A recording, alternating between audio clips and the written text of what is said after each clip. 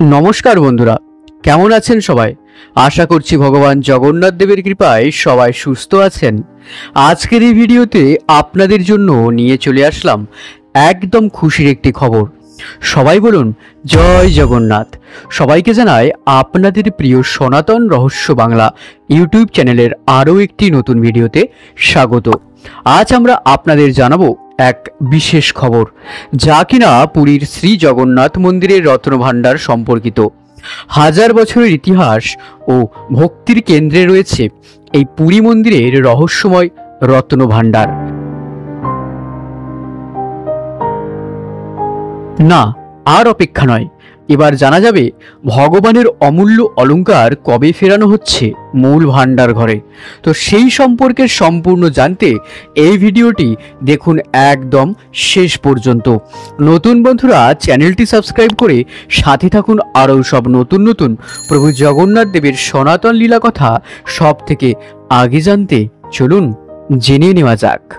পুরীর শ্রী জগন্নাথ মন্দির 1200 শতকে নির্মিত এই মন্দিরটি।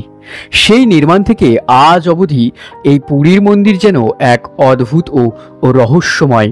যেই সমস্ত ঘটনার প্রত্যক্ষ দর্শন আমরা আজও করতে পারি, মাঝে মাঝে শুনি বা চোখে পড়ে পুরী মন্দিরের সেই সব অলৌকিক ঘটনাগুলি। এই পুরী মন্দিরের রত্নভাণ্ডার যা শুধুই একটি কোষাগার নয়, বরং এটি ভক্তি ও ঐতিহ্যের প্রতীক প্রভু জগন্নাথ দেবের ভক্তদের কাছে। যুগ যুগ ধরে এইখানে সংরক্ষিত হয়েছে ভগবানের অমূল্য অলংকার ও মূল্যবান সামগ্রী। এই ভাণ্ডারের দরজা 4 দশকেরও বেশি সময় ধরে বন্ধ ছিল, কিন্তু 2024 সালের জুলাই মাসে এই ভাণ্ডার মেরামতের জন্য খুলতে হয়। সেই ভিডিও আপনারা এই চ্যানেলেই আগেই পেয়েছেন। যদি না দেখে থাকেন তাহলে এই ভিডিওটি দেখুন, সব জানতে পারবেন। তখন সমস্ত মূল্যবান সামগ্রী অস্থায়ী ভাণ্ডার ঘরে স্থানান্তর করা হয়েছিল। এই সময় লোহার সিন্দুক ও আলমারিতে রাখা হয়েছিল গয়না ও অন্যান্য অমূল্য ধন সম্পদগুলি। শাস্ত্রে বলা হয়েছে ভগবানের ধন মানেই ভগবানের সম্পদ। তাই প্রতিটি অলংকার শুধু অর্থে নয়, ভক্তির প্রতীক হিসেবেও অমূল্য। এই পুরীর মন্দিরের সেই সব প্রাচীন অলংকার কিন্তু শুধু কোনো অলংকার নয় বন্ধুরা, তা যেন ভক্তদের নিকট এক ভক্তির চিহ্ন। ভগবানের মূল্যবান অলংকারগুলো 2024 সালের জুলাই মাসে অস্থায়ী কক্ষে রাখা হয়।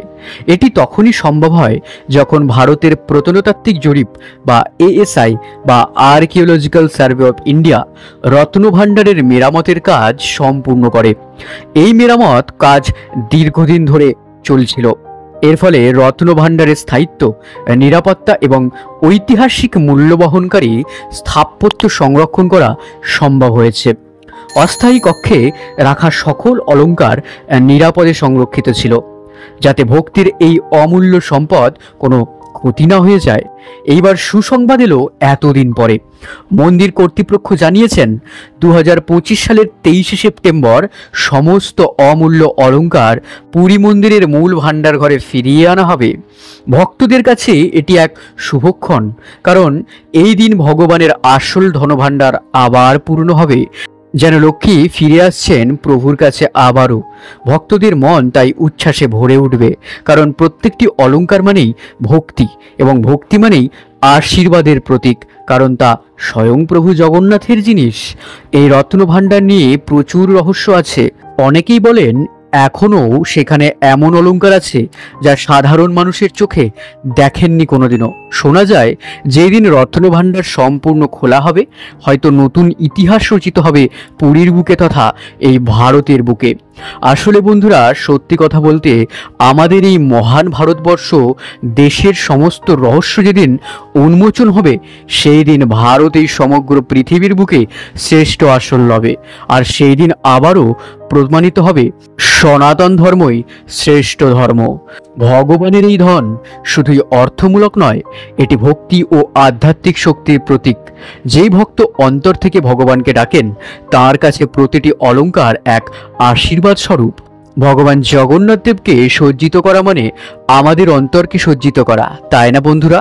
রত্নভাণ্ডারের প্রতিটি অলংকারই আমাদের জীবনে ভক্তি ও ঐতিহ্যের গুরুত্ব স্মরণ করায়। আপনারা কি মনে করেন, এই রত্নভাণ্ডারে এখনো অজানা কোনো রহস্য লুকিয়ে আছে? কমেন্টে জানাতে একদমই ভুলবেন না। তো বন্ধুরা, এই ছিল আজকের ভিডিও। কেমন লাগলো এই ভিডিওটি তা কিন্তু অবশ্যই জানাবেন।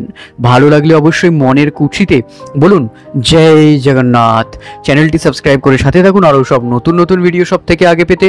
লাইক করুন এবং শেয়ার করুন সনাতনের খবর সবার কাছে পৌঁছে যেতে সব থেকে আগে।